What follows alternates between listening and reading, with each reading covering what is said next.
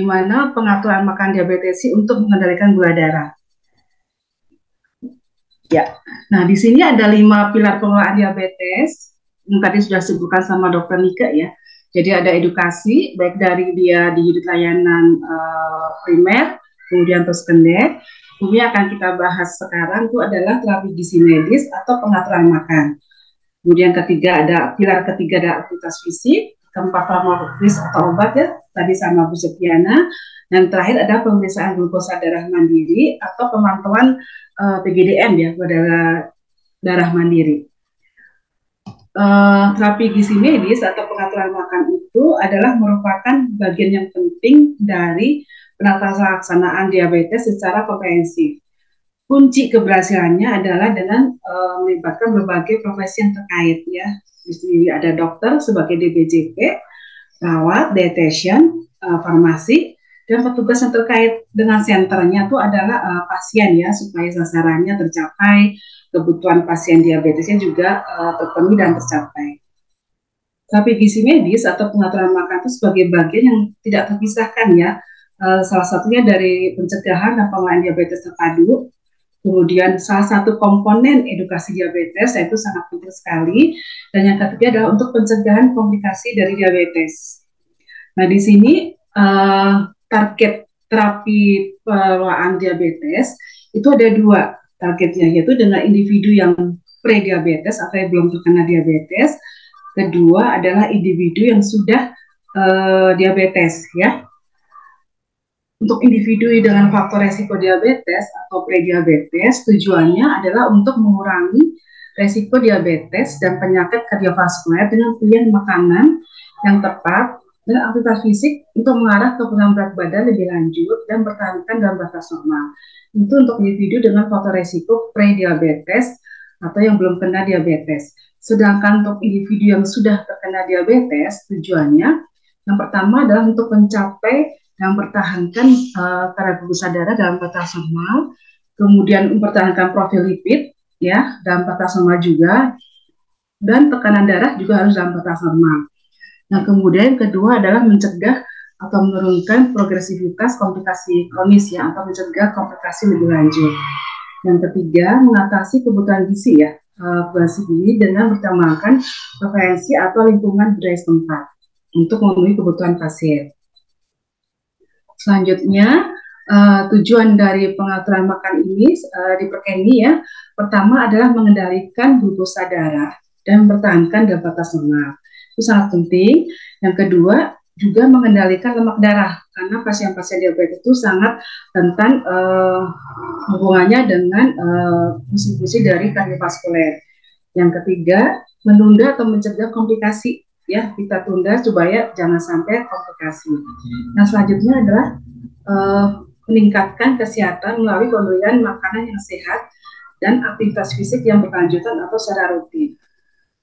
Prinsip dari pengaturan makan pada pasien diabetes yang pertama adalah makan secara teratur dan seimbang untuk menjaga kadar gula darah tetap stabil dan mencegah komplikasi penyakit lainnya. Yang kedua, pengaturan pola makan itu berdasarkan jumlah yang dimakan, jenis yang dimakan, dan jadwal pemberian makan, atau yang sering disingkat 3J ya. Nah, kemudian jumlah karbohidrat yang dikonsumsi itu juga penting untuk pengendalian gula darah. Jadi makan-makanlah yang mengandung karbohidrat kompleks. Kebutuhan zat gizi pada pasien diabetes, kita awali dengan energi ya. Untuk wanita, energinya itu 25 kilokalori per kilogram berat badan ideal, untuk laki-laki 30. Ditambah dengan faktor koreksi. Di sini ada beberapa faktor koreksi. Yang pertama adalah koreksi usia, kemudian koreksi aktivitas, koreksi berat badan, dan koreksi stres metabolik bila ada ya, dan juga kondisi kehamilan atau kondisi laktasi. Kalau faktor koreksi usia itu dimulai dari usia 40 tahun, itu sudah ada pengurangan min 5% sampai usia 59 tahun. Sedangkan usia 60 sampai 69 kita kurangi min 10%, di atas 70 tahun kita kurangi min 20%. Untuk aktivitas, kita kategorikan dalam 4 aktivitas bed rest, terutama pasien-pasien yang dirawat ya, kemudian dalam bed rest ya, plus 10%, kita tambahkan aktivitas yang ringan tuh plus 20%, sedang plus 30%, dan berat tuh 40% ya, seperti pekerja bangunan itu kan aktivitasnya berat ya, bisa kita tambahkan 40%. Nah, untuk koreksi berat badan, ini ada beberapa literatur ya sebenarnya berat badan, karena kita sudah memakai berat badan ideal, apakah ada faktor koreksi juga untuk berat badan?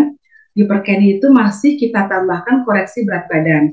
Jadi, walaupun misalkan berat badan kita IMT-nya overweight atau obesitas atau dia malnutrisi, tetap ada pengurangan atau penambahan koreksi berat badan, gitu ya.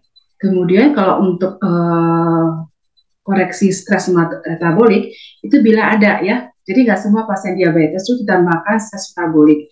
Bila ada keganasan misalnya ya, atau cancer, bila ada infeksi ya seperti TB, itu bisa kita tambahkan sekitar 10 sampai 30%, termasuk operasi besar ya.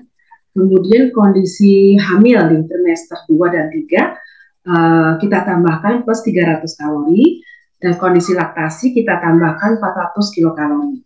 Kita punya standar ya di sini, standar kebutuhan diabetes itu dari yang terkecil itu 1.100 kalori dan yang paling besar itu 2.500 kalori. Tapi tergantung dari asupan dan kondisi pasien dan penggunaan obat-obatan atau insulin gitu ya. Kemudian lanjut, nah untuk kebutuhan karbohidrat itu kita berikan 45 sampai 65% dari total kalori. Karbohidrat ini diperlukan sebagai sumber tenaga untuk aktivitas sehari-hari ya. Kita anjurkan karbohidrat yang kompleks, di mana IGI yang rendah juga beban glikemik rendah ya. Makanan yang lambat dicerna itu memiliki IGI yang rendah. Nah, kalau gula dalam bumbu masih boleh diperbolehkan ya, maksimal itu 5% dari total kalori. Jadi biar aman dan juga untuk menghindari dan membatasi gula itu akan membantu pengendalian gula darah. Gitu, ya. Untuk kebutuhan protein itu kita berikan 10 sampai 20% dari total kalori. Protein untuk pertumbuhan dan mengganti jaringan yang rusak ya. Untuk kasus DM nefropati itu kita berikan 0,8 gram per kilogram berat badan ideal. Sedangkan bila sudah HD kita naikkan ya 1 sampai 1,2 gram per kilogram berat badan per hari. Sedangkan untuk kasus-kasus seperti luka bakar itu bisa tinggi ya sampai 20% atau 2 gram berat badan per hari, tergantung dari toleransi atau tes ginjal gitu ya. Kemudian untuk lemak itu pemakaiannya 20 sampai 25% dari total kalori. Kita masih bisa menggunakan lemak jenuh maksimal adalah 7%, lemak tak jenuh ganda itu bisa sampai 10%, dan lemak tidak jenuh tunggal itu bisa sampai 12 sampai 15% dari total kalori. Kemudian untuk bahan makanan yang tinggi kolesterol atau yang mengandung kolesterol itu kita batasi ya, maksimal itu adalah 200 mg per hari. Manfaat dari lemak tidak jenuh untuk pasien diabetes sangat banyak ya. Salah satunya itu adalah membantu menjaga kadar HDL tinggi dan menjaga LDL-nya tetap rendah. Yang kedua sebagai antioksidan, yang ketiga menjaga kesehatan jantung. Karena memang pasien-pasien diabetes itu adalah kaitannya dengan penyakit-penyakit degeneratif yang lain ya, seperti penyakit-penyakit kardiovaskuler dan ginjal. Nah, untuk vitamin itu juga kita perlukan ya untuk pasien-pasien diabetes untuk membantu melancarkan kerja tubuh. Apabila makanannya sudah bervariasi setiap harinya, tidak perlu ada tambahan vitamin, ya. Kemudian air nih, air itu sangat penting untuk pasien-pasien diabetes, terutama saat gula darah kita tuh tinggi. Jadi memang diperlukan untuk pasien-pasien yang memang gula darahnya tinggi untuk menghindari lapar dan menghindari dehidrasi. Hal ini penting ya, jadi supaya nanti ginjal bisa membuang gula darah berlebih melalui urin sehingga kadar gula darah kita tetap terkontrol dengan baik. Untuk serat itu juga sangat penting untuk diabetes ya. Yang kita anjurkan itu 20 sampai 35 gram, baik serat larut maupun serat tak larut. untuk serat larut itu memang sangat baik untuk pasien diabetes ya. Contohnya seperti sumber pektin, inulin ya, itu untuk menurunkan gula darah ya, dan juga membantu menurunkan lemak darah. Sedangkan serat tak larut itu contohnya seperti selulosa, hemiselulosa, itu membuat perut kita terasa lebih kenyang dan juga melancarkan buang air besar.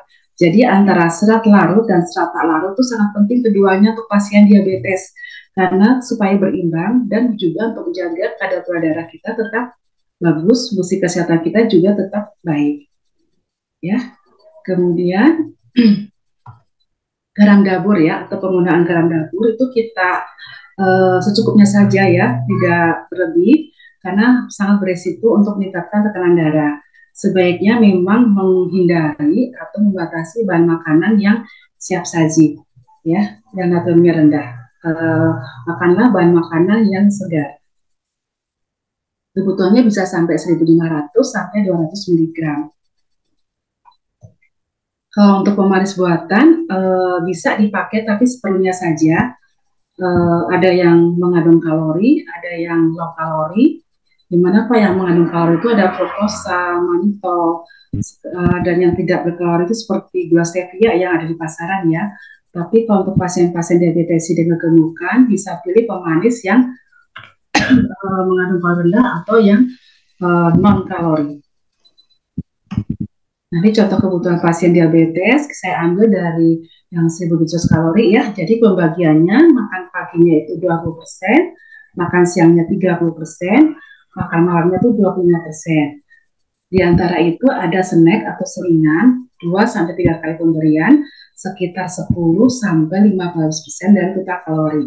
Nanti kita terjemahkan kalau untuk pasien dengan bahasa yang mudah dipahami ya, dengan bahan makanan penukar. Karena beberapa pasien juga ingin yang simpel ya, jadi kita perhitungan dari daftar bahan makanan penukar. Nah sebaiknya untuk pasien-pasien diabetes itu setelah makan ya 15 menit atau 1,5 jam kemudian itu bisa olahraga ya, karena untuk makan kalori sekitar 100-200 kalori gitu untuk pasien-pasien diabetes. Selanjutnya diabetes itu harus menjaga jarak makan ya 4-5 jam antara 2 kali makan. Yang mendapatkan obat antidiabetik atau insulin bertujuan agar pankreas itu bisa mengeluarkan insulin yang cukup untuk mengangkut gula ke dalam tubuh. Ya, di mana pola makan diabetes itu juga dirancang untuk mengurangi asupan karbohidrat, mengurangi jumlah lemak yang digunakan untuk menghasilkan gula. Gitu, ya.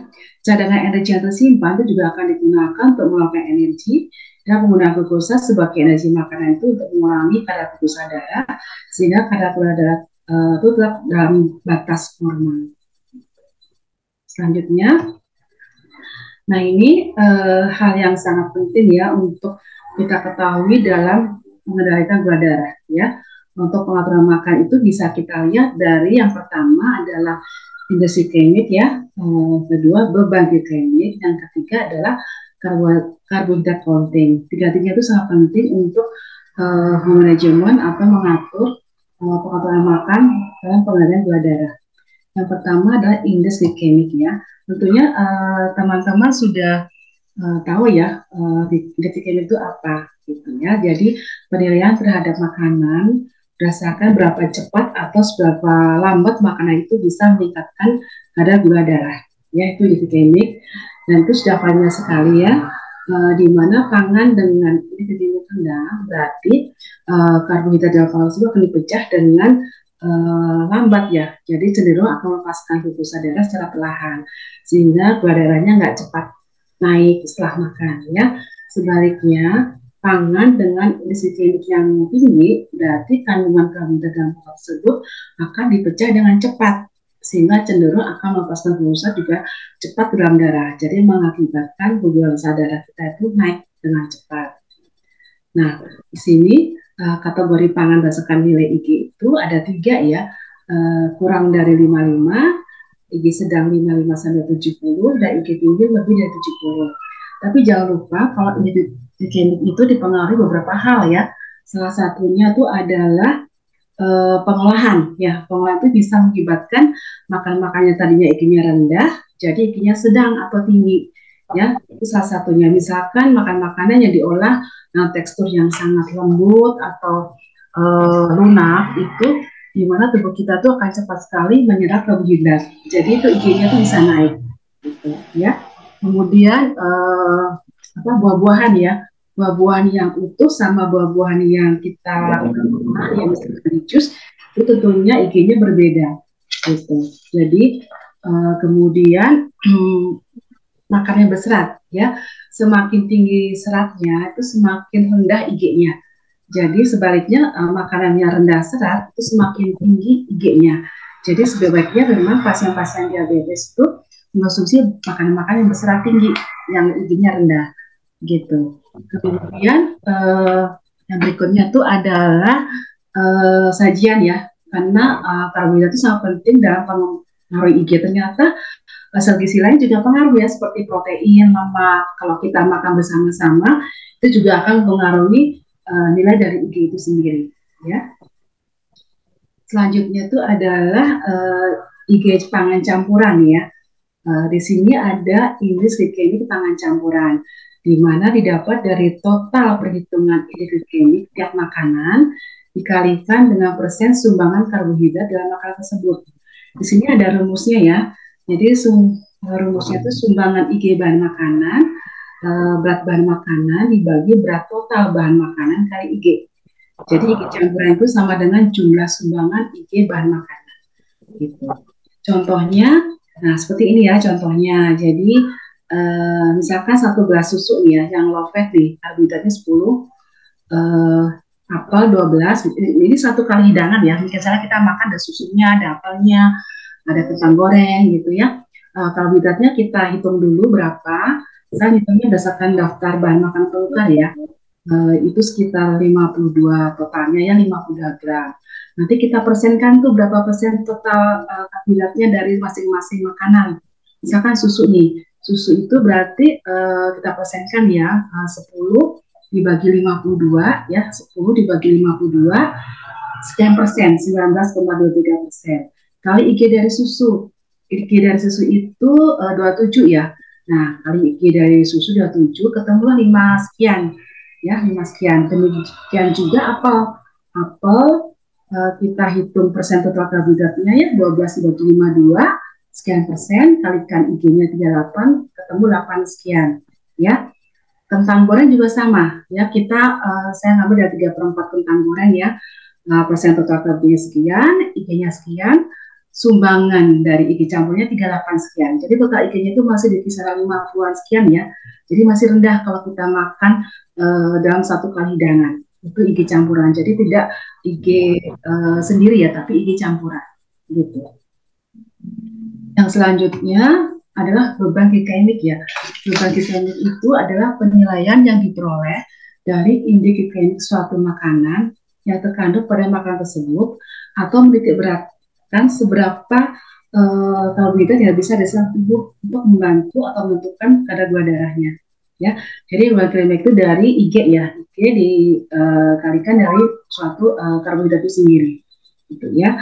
Nah ini rumusnya ya, jadi beban glikemik itu kita melihat IG-nya, indeks glikemik kali jumlah karbohidrat dibagi 100 gram, gitu. Itu untuk menentukan beban glikemiknya. Contohnya seperti ini, kategorinya dulu ya. Kategori dulu dibagi 3 kategori sama dengan IG tadi ya. Cuma di sini kalau rendah rentangnya tuh 1 sampai 10. Kalau sedang 11 sampai 19, tinggi itu lebih dari 20. Jadi tinggi itu sangat tidak kita anjurkan ya.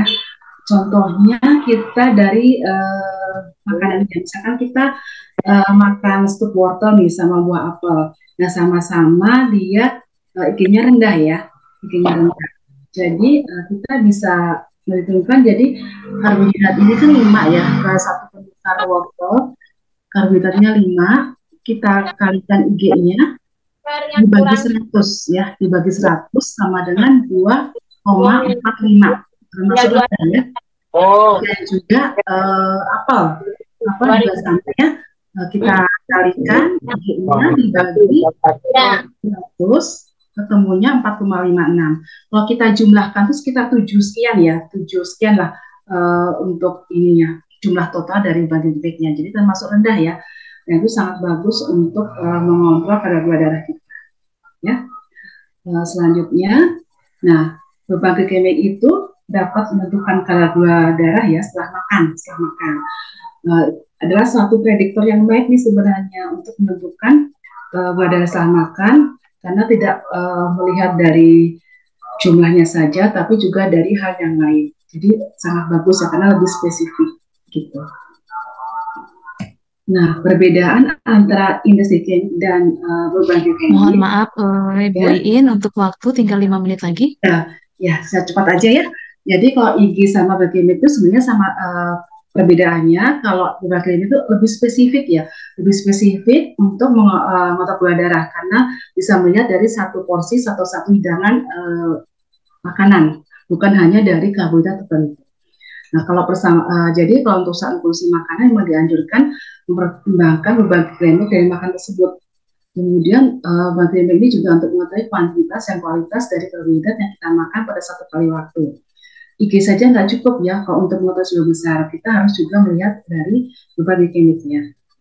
Oke, persamaannya sama-sama memang bisa meningkatkan atau mengontrol glikemik pada pasien hiperglikemik. Tidak dapat menggambarkan keseluruhan nutrisi ya atau jumlah kalori yang kita makan satu hari, tapi kita harus tetap memperhatikan komposisi makanan dalam satu hari. Ini juga selain dipengaruhi oleh karbohidrat, ada beberapa faktor lain dari yang pengaruh seperti tadi ya, lemak, serat, ya. Bahkan kandungan serat ini juga bisa mempengaruhi kadar glikemik postprandial pada pasien diabetes.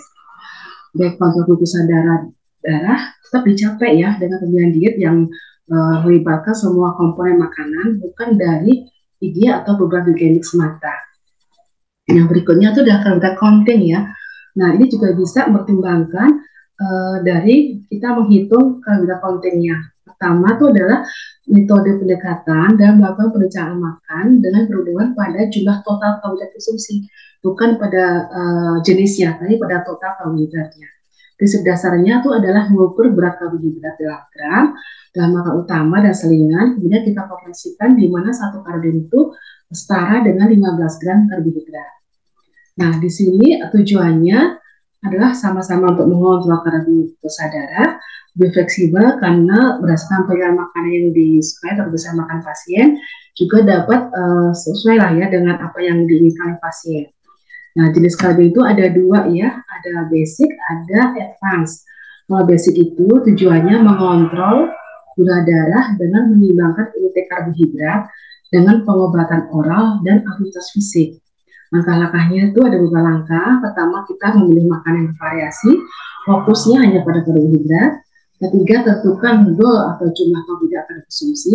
Kemudian tentukan konten dari karbohidrat yang akan dikonsumsi. Nah, langkah yang tentukan goal sama kontennya ini kita lakukan pertama adalah menganalisa dulu dari kebiasaan makan pasien. Dari hasil fotokopinya itu berapa, kita tentukan distribusi energi selama 24 jamnya, karbo berapa persen, ya.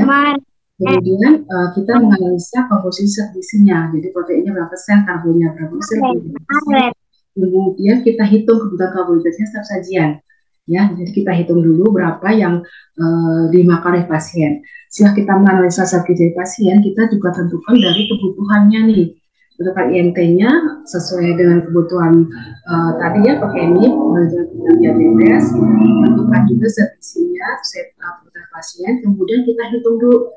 Setelah kita hitung dulu protein, lemak, karbohidrat berapa, kita tentukan jumlah karbohidratnya per sajian. Pagi berapa, snack berapa, siang, sore, di mana satu cup serving itu setara 15 gram karbohidrat. Baru kita monitoring kadar gula darah. Ya, yang berikutnya itu yang advance. Yang advance itu tujuannya mengontrol gula darah dengan menyeimbangkan intake karbohidrat dengan insulin. Kalau tadi kan basic mengontrol gula darah dengan menyeimbangkan intake karbohidrat dengan obat diabetes dan aktivitas fisik ya. Kalau ini dengan intake karbohidrat dengan insulin. Ya, langkah-langkahnya kita identifikasi bersama dengan yang basic tadi. Langkah-langkahnya kita identifikasi dulu karbohidrat yang suka dimakan oleh pasien, kita hitung total karbohidratnya berapa. Kemudian kita juga harus menghitung jumlah insulin untuk menentukan insulin karbohidrat rasio. Insulin karbohidrat rasio yang lebih dikenal dengan ICR itu sangat bervariasi ya, bergantung berbeda, jadi bersifat individual.